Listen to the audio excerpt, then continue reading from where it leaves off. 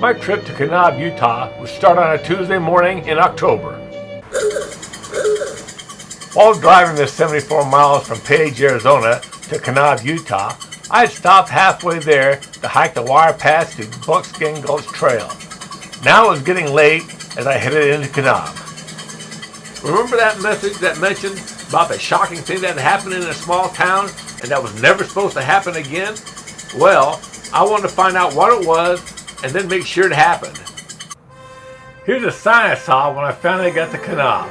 I love it. The greatest earth on show. Talk about truth in advertising. Here's little Kanab stuck between Zion, Bryce Canyon, Lake Powell, and the Grand Canyon. I ended up camping in my tent for 2 nights I stayed in Kanab.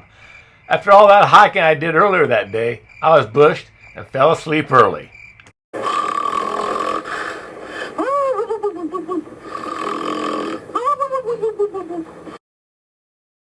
The next morning, I was up early.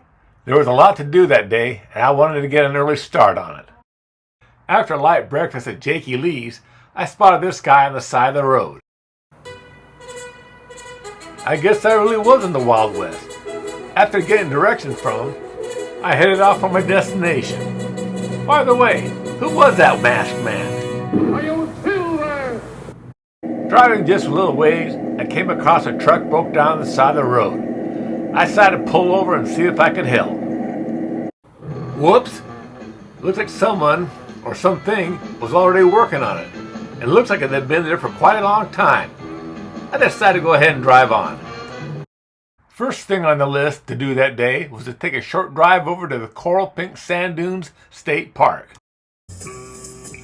One of the first things you see when you enter the park is this huge sand dune in the distance. You can get an idea of how big it is by that person walking on the left-hand side of it. It's been suggested to visit the park just before sunset to really capture the colors of the sand. But I was there early in the morning, and I think it was even better at that time. Fewer people and fewer dune buggies and ATVs driving around. It's called the Coral Pink Sand Dunes, but I think it's more of a burnt orange color. At least here it is. The area is so big, and there are so many places to hide, that scientists aren't really sure how many different types of animals live here. Like this here. It looks like I've stumbled across footprints from a Bigfoot. And by looking at these impressions, I'd guess it wears a size 13 wide hiking boot. Wait a second. Is that what I think it is over there by the woods? Nope. I thought I saw a 10-point buck there for a second. I gotta get my eyes checked. I'm heading up that tall sand dune that we saw earlier. It seemed like a good idea at the time, but this loose sand is tough to walk on. It'll humble you really fast. I'm getting close to the top. Can't give up now. Here's the view from the top. Some people in the distance. A lot of people rent sandboards and sled down the dunes like it was snow. It's just too bad there isn't a lift to take you back up the hill.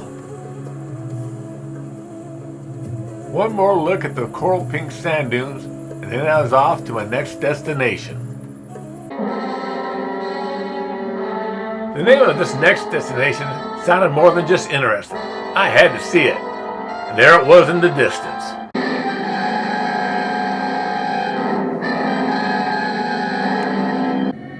The Belly of the Dragon is actually a man-made drainage tunnel that goes under Highway 89. It's located about 16 miles north of Kanab. Just look for the unsigned dirt road on the left-hand side of the road, just before you get to the Mount Carmel Junction. Oh yeah, and I have to admit, I did tint this picture so it looked like the inside of a dragon.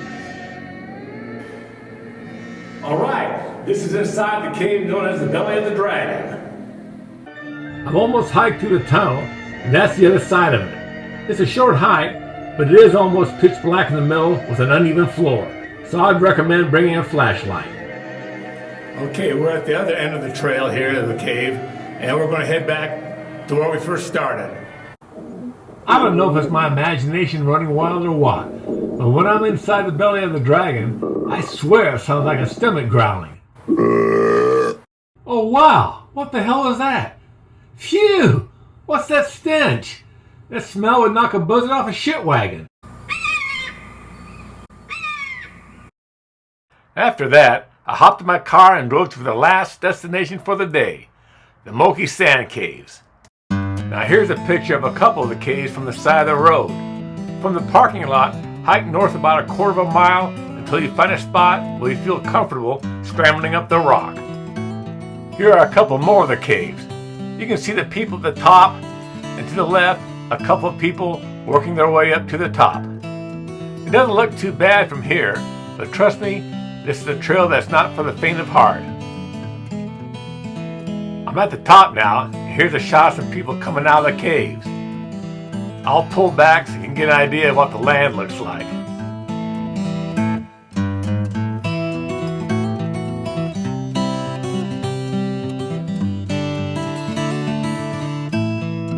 Here I am at the entrance. These sand caves are actually man-made. They were made when they were mining the sand in the area. For whatever reason, the mining stopped. But they left us with these fantastic looking caves to explore. For me, this spot right here was like looking through the eyes of a giant.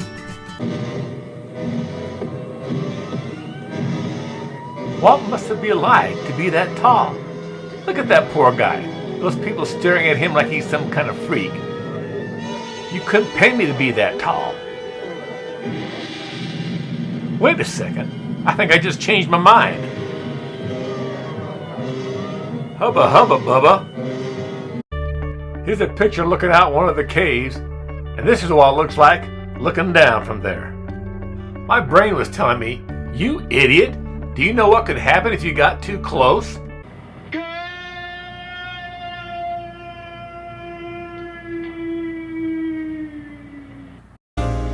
Well, by then I was ready to go back to my motel, but I still had to get back down. And as you can see, there is no easy way to get down. That's it for this video, but before I go, there's just one more thing I want to say. Now do you believe me? See, I am an angel. Kind of.